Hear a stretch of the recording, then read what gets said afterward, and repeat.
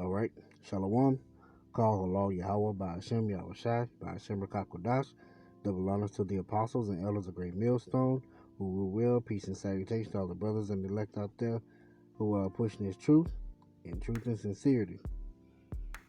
Peace and salutation to y'all. This video is going to be the fearful and dreadful God of the Israelites. Now, doing this video to show the power of Yahweh, the Most High power, because He is a power to be feared. He's not a power to be played with. You know, He's the only living power there is, and He is our power, the Israelites. Like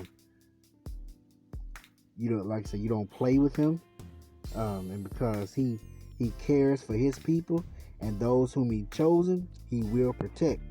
And He's done some powerful things, which the world may not agree with, but He does. He's in perfect balance, so He does what he means that He has to do. And He's a great power that's to be respected, to be honored, to be praised in every way at all times. So I want to start off with Hebrews 10:31. It says, "It is a fearful thing to fall into the hands of the living God." And it really is, because you in His hands. You are in His hands, and you got to think about it. He can do whatever. He's the creator. We are the creation. He can do whatever He pleases with you. Such as, especially in the end, if He can make you feel that fire. He can keep your spirit in your body, and you can feel every second of it. I mean, it's unlimited. There's no limit to what He can do. He's great. He's greatly to be feared and respected, and He should be. Once again, it is a fearful thing to fall into the hands of the living God, and it really is. And so that's why I continually say, respect the Most High, because He deserves it, and plus He's good too, This is Matthew chapter 10, verse 28, and fear.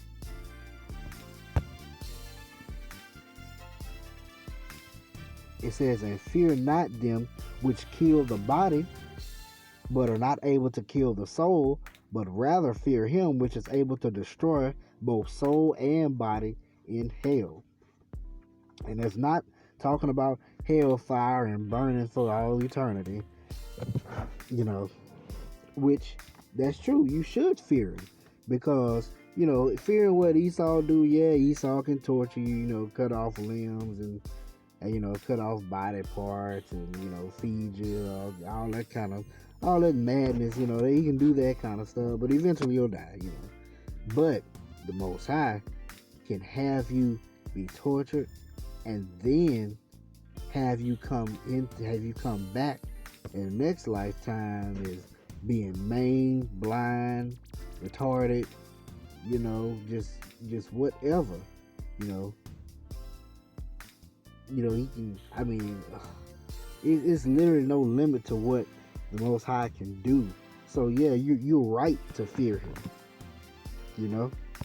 What the scriptures say, through the terror of the Lord we persuade men, because He can be terrible. He can be, He can be whatever He wants to be. This is Exodus chapter 15, verse 3. "The Lord, Most High, is a man of war. Yahweh is His name." So he's about war, I'm just telling you like this. You don't want that smoke. You don't want to deal with Him on that level, because He'll win every time. If you buck up against Him, come on in. Come on, Clay. Come on. You buck up against Him, you ain't going to win. Promise you that. This is John chapter 14, verse 6. And you got to remember, Yahweh Shai is the expressed image of his Father. So if you've seen Yahweh, you've seen Yahweh Shai, you've seen the Most High Yahweh. You know, because he's not going to do anything that his Father wouldn't do. So this is John chapter 14, verse 6. Yahweh Shai saith unto him, I am the way, the truth, and the life. No man cometh unto the Father but by me. If ye had known me, ye should have known my Father also. If you know him, you know the Father. And from henceforth ye know him and have seen him. So if you've seen Yahweh, you've seen the Father. Philip saith unto the Lord, show us the Father, and it sufficeth us. Yahweh saith unto him, have I been so long time with you, and yet thou hast not known me, Philip? He that hath seen me hath seen the Father. And how sayest thou then, show us the Father? Believest thou not that I am in the Father, and the Father in me? The words that I speak unto you, I speak not of myself, but the Father that dwelleth in me, he doeth the works. Believe me that I am in the Father, and the Father in me, or else believe me for the very work's sake. So, you've seen Yahweh, you've seen the Father. The Father and Yahweh are in, because he would not do anything that the Father would not do. So, in knowing that the Most High is a fearful and dreadful power, then that means that Yahweh can be a fearful and dreadful power also. This is let's see, Luke chapter 19, starting at verse 20. This is going into that parable of the talents, and I'm not going to read the whole parable. I just want to get to the main point of the one that didn't go and put his talents to exchange and bring back anything more. The one that just hid his talent. So this is Luke chapter 19, verse 20. And another came saying, Lord, behold, here is thy pound, which I have kept laid up in a napkin. For I feared thee, because thou art an austere man. Thou takest up that thou layest not down, and reapest that thou didst not. And he saith unto him, out of thine own mouth will I judge thee, thou wicked servant. Thou knewest that I was an austere man. He was an hard man. He was a tough man. He was a man. Yahweh is an alpha male. Taking up that I laid not down, and reaping that I did not sow. And I just want to throw this little note in here. Yeah, Yahweh is an alpha male. The men of the Lord, they're alpha males. We're in a time where they're all about beta males, being subservient and subjective and all that. No. That's not true. We got to be the alpha male. Verse 23. Wherefore then gavest not thou my money into the bank, that at my coming I might have required mine own with usury?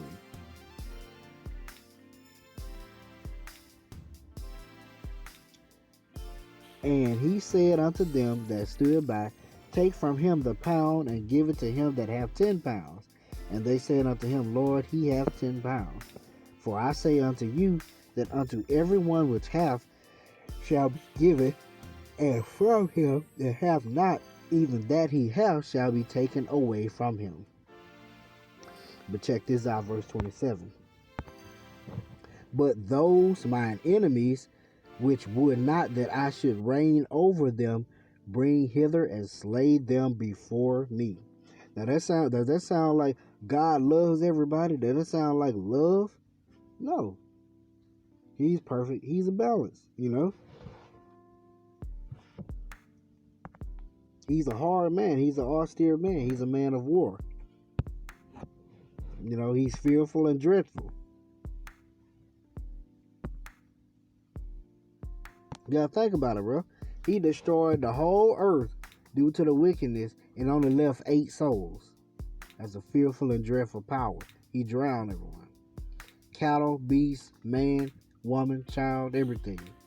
Only left 8 souls. Come on now. Think about it. Stop. Think about it. Message. Alright. This is Exodus chapter 11, starting at verse 4. And Moses said, Thus saith the Lord, about midnight will I go out into the midst of Egypt, and all the firstborn of the land of Egypt shall die. From the firstborn of Pharaoh that sitteth upon his throne, even unto the firstborn of the maidservant that is behind the mill, and all the firstborn of the beasts. So from the king on down to the servants, and on down to the beasts, the cattle and all that. And there shall be a great cry throughout all the land of Egypt, such as there was none like it, nor shall be like it anymore. So I just brought that point out to show you. I mean, the Lord, He killed the firstborn male of all the land of Egypt. That's all, So all the Egyptians lost their firstborns, and all the Egyptians lost the firstborn of their cattle. That's a lot of death when you think about it, man. That's fearful and dreadful power. A great power to be feared. This is Numbers chapter 16.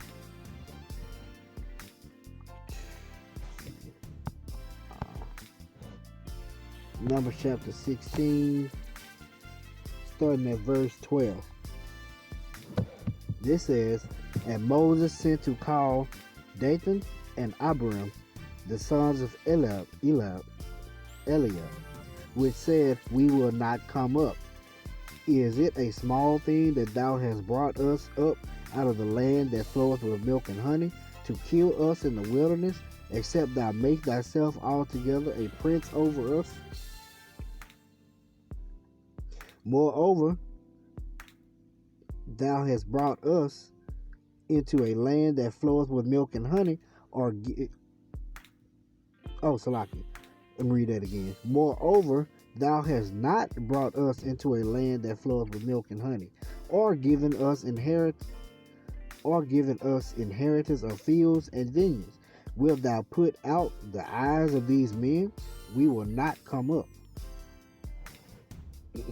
And Moses was very wroth, and said unto the Lord, Respect not their offering. I have not taken one ass from them, neither have I hurt one of them. So, they over here bucking up against Moses, and shoot, Moses got mad and made a prayer. They don't respect what they bringing, because they lie. They saying that I'm trying to rule over them, but I have not taken anything from them. So yeah, Moses was pissed off. I'm gonna skip down to verse 23. It says, And the Lord spake unto Moses, saying, Speak unto the congregation, saying, Get you up from about the tabernacle of Korah, Dathan and Abiram. And Moses rose up and went unto Dathan and Abiram, and the elders of Israel followed him. And he spake unto the congregation, saying,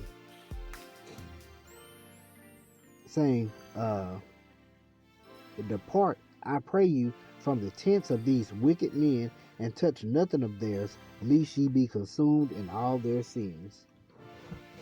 So they got up from the tabernacle of Korah, Dathan and Abiram, on every side, and Dathan and Abiram came out and stood in the door of the tents, and their wives and their sons and their little children. And Moses said, Hereby ye shall know that the Lord hath sent me to do all these works, for I have not done them of mine own mind.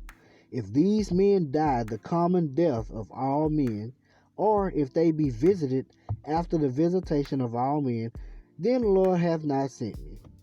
But if the Lord make a new thing, and the earth open her mouth and swallow them up with all that appertaineth unto them, and they go down quick into the pit, then ye shall understand that these men have provoked the Lord. And it came to pass, as he had made an end of speaking all these words, the ground clave asunder that was under them, and the earth opened her mouth, and swallowed them up, and their houses, and all the men that appertaineth unto Korah, and all their goods.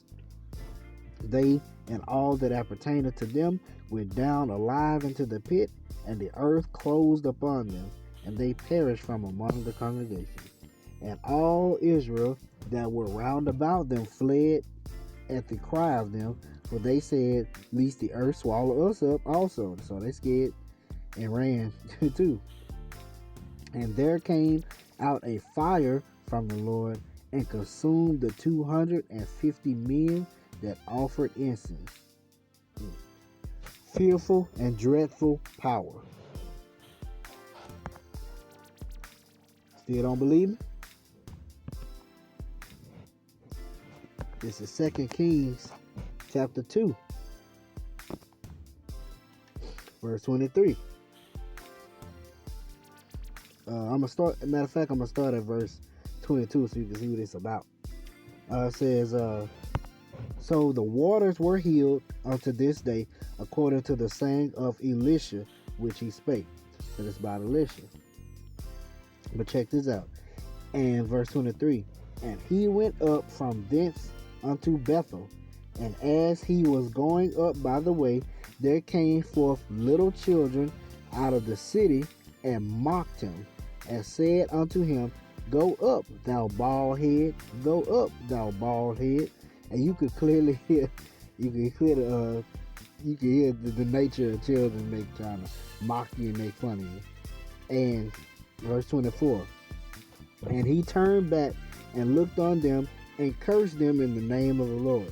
And there came forth 2 she-bears out of the wood, and tear 42 children of them. And he went from thence to Mount Carmel, and from thence he returned to Samaria." So, fearful and dreadful power.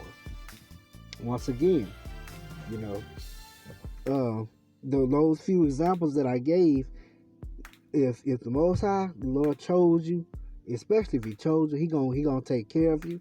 Those that are coming up against him, you might think twice about what you're saying against the men of the Lord.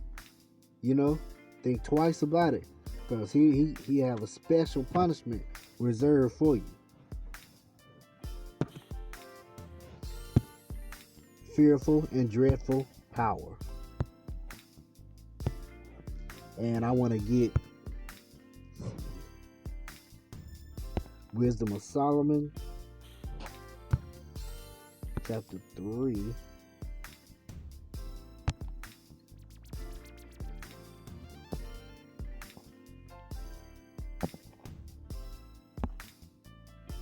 Here we go. Wisdom of Solomon, chapter 3, verse 9. "They that put their trust in him shall understand the truth, and such as be faithful in love shall abide with him. For grace and mercy is to his saints, and he hath care for his elect." So yes, he's a fearful and dreadful power, but for his elect, he cares for. He's going to punish those who speak against his elect, who come up against his elect, and, in every way. So, fearful and dreadful power is the power of Yahweh Ba'ashim Yahweh Shai. He's to be feared. He's to be respected. He's to be loved. The fear of the Lord, everything begins with the fear of the Lord. The fear of the Lord is the beginning of wisdom, knowledge, and understanding. So when you fear him, you'll gain those things. You'll gain his wisdom, his knowledge, and his understanding. So, hope you're edified. Shalom.